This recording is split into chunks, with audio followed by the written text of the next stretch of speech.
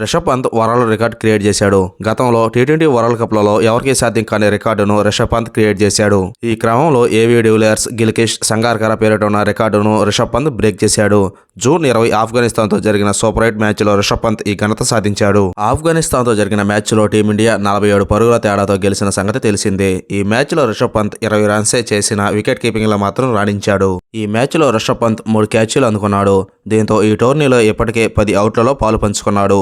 ఈ క్రమంలో T20 world cup ఒకే ఎడిషన్లో అత్యధిక డిస్మిసల్స్ చేసిన వికెట్ కీపర్గా రిషబ్ పంత్ నిలిచాడు. హాయ్ క్రికెట్ లవర్స్, మన వీడియోస్ని చూస్తున్నారు కానీ లైక్ చేయడం లేదు. ఈ వీడియో కానీ నచ్చితే ఒక లైక్ చేయడం మాత్రం మర్చిపోకండి. అలాగే రిషబ్ పంత్ గురించి మీ అభిప్రాయాన్ని కామెంట్ రూపంలో తెలియజేయండి. గతంలో ఈ రికార్డు లెజెండరీ వికెట్ కీపర్లు AB de Villiers, Adam Gilchrist, Kumar Sangakkara పేరిట ఉండేవి. ఈ ముగ్గురు ఒకే టీ20 వరల్డ్ కప్లో 9 అవుట్లలో పాలు పంచుకున్నారు. ఇప్పుడు ఈ రికార్డును రిషబ్ పంత్ బ్రేక్ చేశాడు. ఆఫ్ఘనిస్తాన్తో రహమానుల్లా గుర్బాజ్, నాయీబ్, నవీన్ ఉల్ హక్ ఇచ్చిన క్యాచ్లను రిషబ్ పంత్ అందుకోవడం ద్వారా ఈ రికార్డును సొంతం చేసుకున్నాడు. గతంలో 2021లో టీ20 వరల్డ్ కప్లోనూ రిషబ్ పంత్ టీమిండియా తరఫున బరిలోకి దిగాడు. అయితే ఆ టోర్నీలో ఇండియా గ్రూప్ స్టేజ్లోనే ఇంటిదారి పట్టింది. ఇక 2022లో రిషబ్ పంత్ బదులు దినేష్ కార్తిక్ వికెట్ కీపింగ్ బాధ్యతలు చేపట్టాడు. కారు ప్రమాదం జరిగిన 1.5 సంవత్సరం తర్వాత మళ్లీ అంతర్జాతీయ క్రికెట్లోకి అడుగుపెట్టిన రిషబ్ పంత్ బ్యాటింగ్లోనూ రాణిస్తున్నాడు.